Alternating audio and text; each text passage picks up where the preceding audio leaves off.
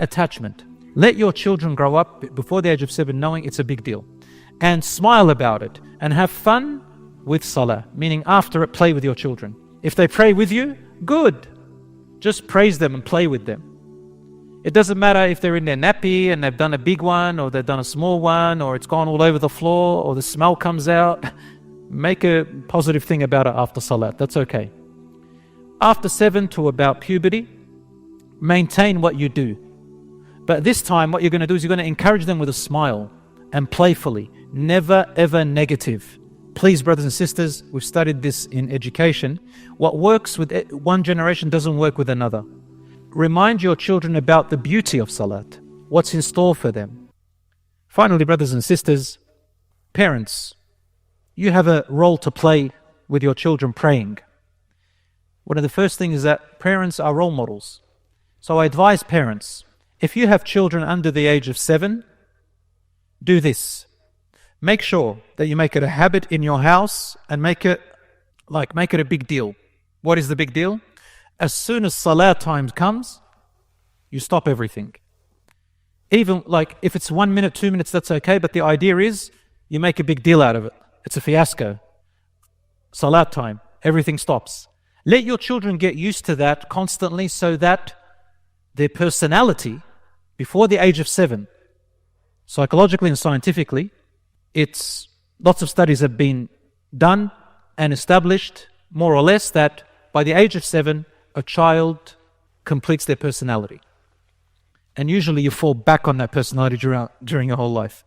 So if you can get that used to it, they look at Salat, this is a big deal, then inshallah, they'll fall back on it. Some people will say this is manipulation. No, it's not manipulation. You are instilling what they're born with. We have something called fitrah.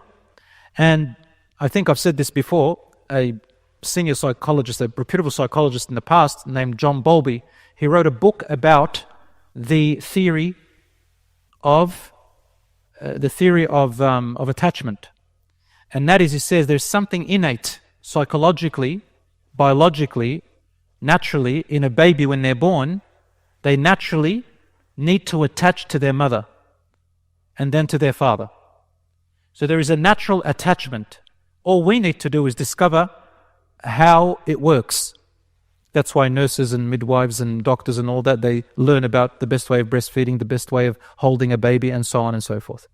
It's called the theory of attachment, that every one of us needs to attach to something. And Rasul sallallahu alaihi wasallam, he said, every newborn is born on a natural fitrah, the natural human nature.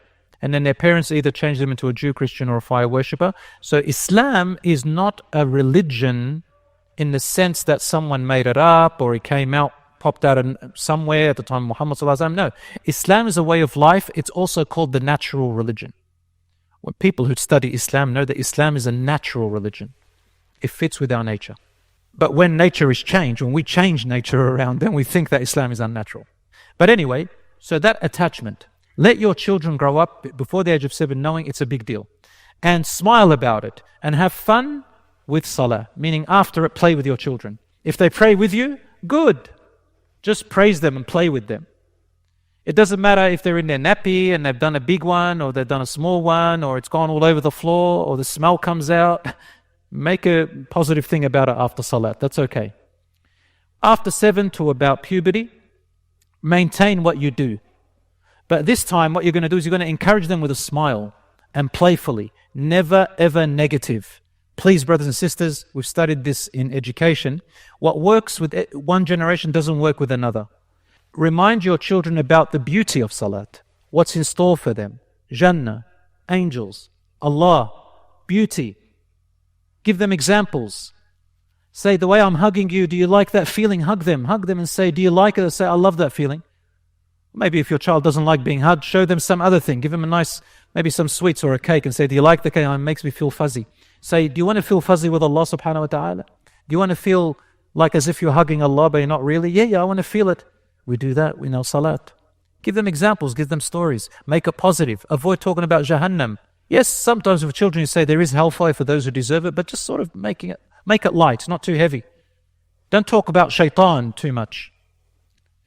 You'll traumatize them, especially before 7 years old. I even go further and tell parents that, about the toilet. When you say, A'udhu billahi min al-khubthi wal-khaba'ith, seek refuge in Allah from the khubthi and khaba'ith, the dirty male and female shaitan. Suddenly the child thinks there's a shaitan sitting inside the toilet. They're not going to go there anymore.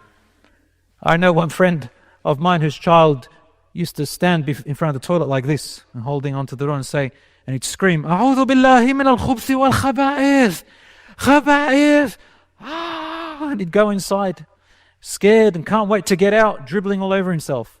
Brothers and sisters, dripping all over the brothers and sisters, this is something that we need to take lightly, inshallah. Maybe say khubthi wal khaba'ith, meaning the toilet is a place of dirtiness, and it's a place where, there's lots of different types of bacteria and stuff. Later on we can tell them.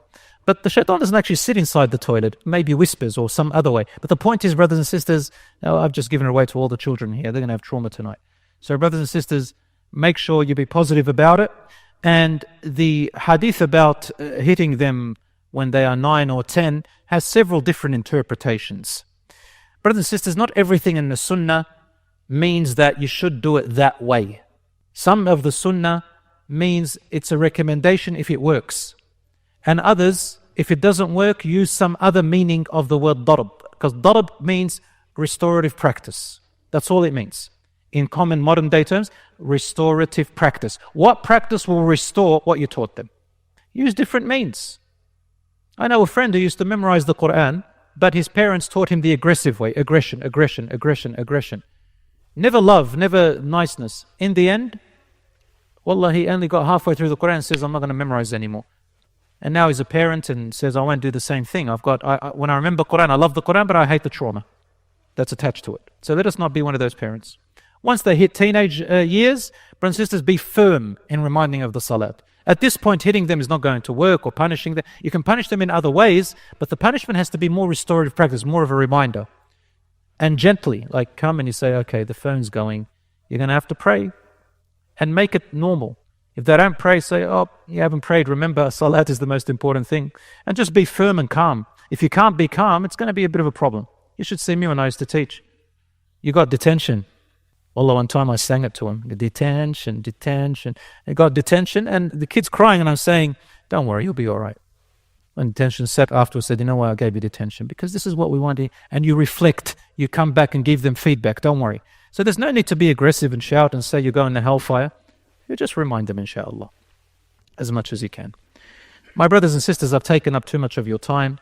Tonight was more of a reminder of salah and more of an awareness for those who are thinking of doing salat or not thinking, and to encourage them, inshallah, to come back to their salah, to come back to their prayer and love it and do it because they want to and do it because they chose to.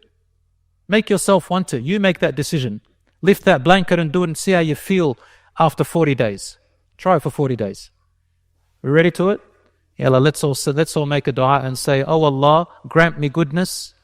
Say it. Oh Allah, grant me goodness in this world and in the next, if I do my 5 daily prayers. And if I don't do my 5 daily prayers, grant me badness. No, I'm joking. Don't say that. If you make that dua, brothers and sisters, say, oh Allah, assist me and help me. Ameen ya Rabbal Alameen. Allahumma ja'alna min al-musallin. Oh Allah, make us among those who establish their salah. Oh Allah, grant us guidance and grant us peace and tranquility in this world and in the next. Oh Allah, have mercy upon our loved ones who have passed away and upon all the believers. Oh Allah, guide those who are lost. Oh Allah, protect our brothers and sisters. Once again, protect them in Gaza and everywhere around the world. And may Allah subhanahu wa ta'ala change the state of this world from the injustice that it is in.